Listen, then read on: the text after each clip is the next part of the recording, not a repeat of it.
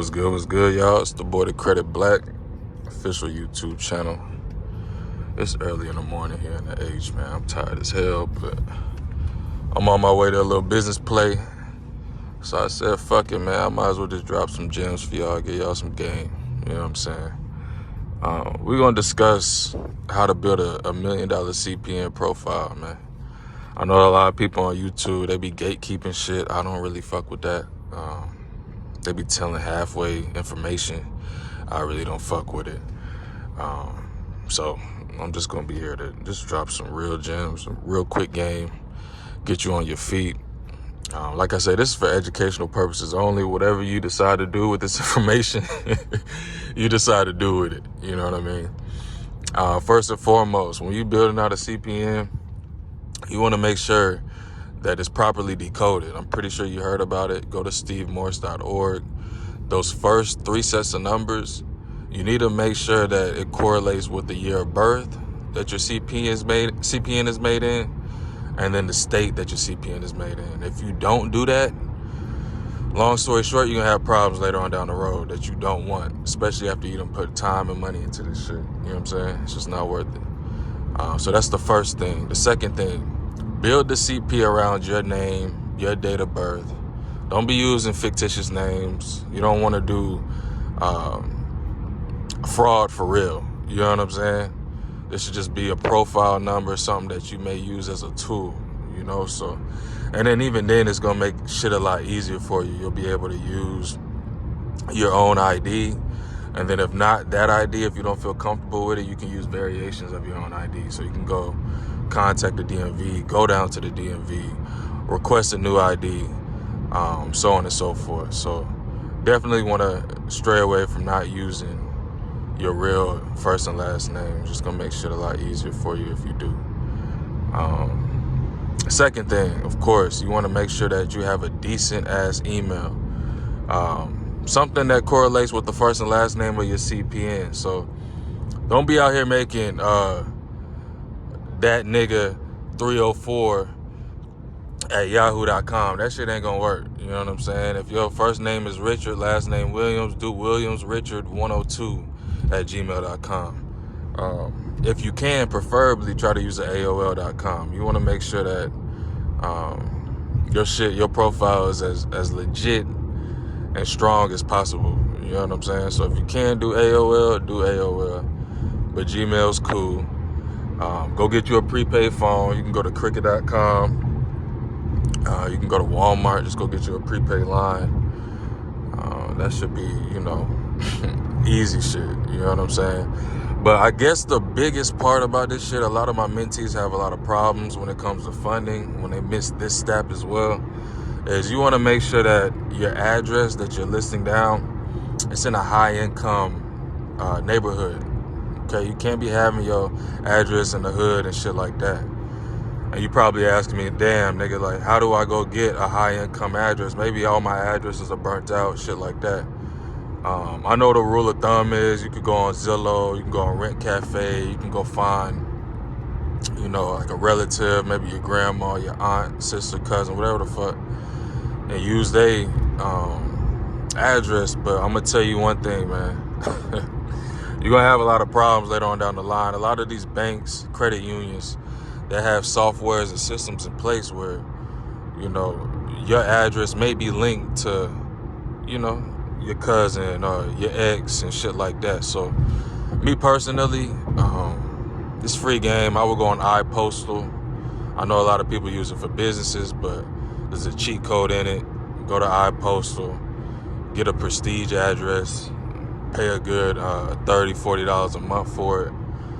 When you get a prestige address opposed to a standard address, you're going to have shit in high-income areas. So when it comes down to funding, when you need to go apply and put that address in that you pay for through iPostal, you'll be good to go. You want to make sure that your CPN is built out properly. Nothing is ever going to be traced to you. So that's why I said go that route. Of course, you want to, cross-reference that CPN number that you built with SSN Verify, SSN Validate, shit like that. There is a next step. You can get it skip traced. If you need help getting a skip trace, just reach out to me. I know a couple sites. You will have to pay for it, but at the end of the day, like I said, you want to build a strong profile. So it shouldn't be about how much I gotta spend. You know what I'm saying? It's gonna cost some money to win. You know what I mean? It ain't shit for free. Just make sure you taking notes, you taking these steps. But boom, once you got your CPN number, I know we want to talk about tri-merging, right? Now, a lot of these niggas on this shit, they gonna tell you to go ahead, pull a mortgage application or do that bad credit auto loan shit where you get a hard point on your credit. There's ways around that where you can go apply for, 9 different accounts that do soft pulls, and it's gonna go ahead and put you in that bureau, put your data in that bureau database. You know what I'm saying? Like, you're gonna be green after that without having to, acquire a hard pull. So, kind of stray away from that shit. You don't want to up and load up your CPN and boom, you got hard pulls and shit, and you need to go ahead and move those hard inquiries and shit like that. You don't even want to do that. So once you knock out those 9 sites, I'll send you if you need help. Don't even, the rule of thumb is, wait 24 hours, 48 hours, getting the Credit Karma. Don't even do that shit. Sit tight. Let's do public records. There's 2 ways you can go about this public record shit. And this is probably, aside from the address, this is probably the most important piece of the puzzle right here. You know what I'm saying? There's 2 ways you can do it. Me personally, you got money, you got $50 set aside, take your ass to Fiverr. There's a couple vendors that you can use, and they'll knock out public records for you. I think some is on the low end, it's like 300 public records. They'll knock it out in 3 to 5 days. Or you can pay a good, I think there's another lady, I want to say she do like 500, maybe 600 public records. And then, of course, you can resort to using a list and doing out the public records your own. You're going to have to sit your ass down for a couple weeks, a couple days if you got a lot of time on your hands and shit like that. But, that public records, you need to knock out every single one of them. And then you need to sit down. You can't just try to use your CPN off rip. You can't knock out all public records and then think that you can go apply for some goofy shit, some credit cards and stuff like that. You may be able to get some phones and shit, but like I said, the focus is building $1 million CP. Primarily to use as a personal guarantee on your business, so on and so forth. Or just even bigger plays, you know what I'm saying? So sit on it. I would sit on it for 2 weeks.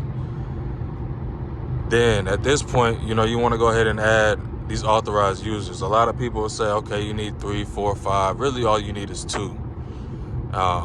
And as my mentor said, and I be telling my mentees as well, age trumps credit. So when I send you the site for the trade lines, they are CPN friendly. You want to make sure that you choose a trade line with a large amount of age, 15 years of age, 10 years of age. The limit is cool. If it's 10,000, it's cool. But you want to kind of stray away from the trade lines that have, 3, 4 years of age, 5 years of age, but it's 20 bands and shit like that. We don't want that for real. We want to show the banks that we've had credit for a long period of time. And if it does have a high limit, so more the merrier type shit. But for the most part, you want to show them, hey, look, I can handle credit. I've been doing this credit shit for a while. This profile is as legitimate as possible. You know what I'm saying?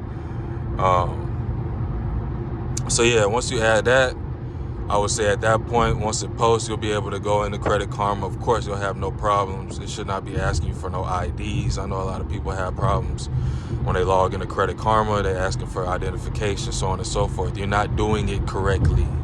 That's why. So take your time, add those authorized users, and then go ahead and add those 2 primary accounts. You can do Rental Karma. You can do Rent Reporters. I know a lot of people are burnt out from self, so you can do Ava Finance. You can do Tomo. Kickoff, of course. You know what I'm saying? Like, you have different avenues to get these primary accounts. Me personally, my favorite is Open Sky. Go get you a little $200 secure credit card. They CPN friendly. 2 accounts is cool. 3 primary accounts is better. Now you looking up, you got 5 accounts on your credit report. You know, if you want to take it up a notch, nigga, go ahead and add some backdated auto primaries. You really in the game. You know what I'm saying? At that point, man, you should have a strong profile. Now, what you want to do with it, that's on you. You know, the dummy route is go get phones. But hey, if you need to go ahead and get you a soft 10, a soft 20 bands, go run that play. You know, and then reinvest, duplicate the shit, get another CP, and legitimize the CP, whatever you got to do. But your profile is built enough, good enough to go acquire, you know, an age corp. And if your personal credit is fucked up, then hey, you can use the CPN profile as a personal guarantee on your age corp or your existing LLC, and you can go get the funding that you need. I know a lot of people, a lot of my mentees as well, you know, this is what I preach is like, okay, the credit game is fucked up, unfortunately. You know, these bureaus are caught on. It's hard to remove a lot of shit from your credit report. It is what it is. That's just the day and age that we living in, you know. And then a lot of banks done caught on to the CPN shit. So is it dead? No, but it's just a matter of how you using your CP. And of course, you want to get the most out of your CP. I done gave so much game on this shit right here that I really wasn't supposed to. But, you know, like, use it to your advantage. For real, this is game that motherfuckers will pay for. But yeah, you want to build that CP to, you know, if you need that second option, you can go ahead and personal guarantee it with your business and go get high limit funding. Because like I say, repairing your SSN is dire, but the credit repair game is fucked up. I'll drop another video on how to remove really every and anything off your credit yourself. You know, it will take an investment, but like I said, you paying $500 to $1,000 in credit repair. The method I'll drop on how to, you know, personally remove your shit from your personal credit is probably gonna cost you a total of $500 at most. You know what I'm saying? But it's well worth it. You'll have clean credit. You can get that $500 back times 10 just applying for a fucking credit card. You know what I'm saying? So, yeah, man, just some free game. If y'all need some help on what to do when you acquire the funds, let me know. Y'all want to hear about some business, how to build your business out, so on and so forth for proper funding, let me know. I just feel like giving some game, man. But yeah, holla at me. Telegram's in the description. Instagram's in the description. Y'all be safe, man. Get some money out here, man. It's 2024, man. Think smarter, not harder.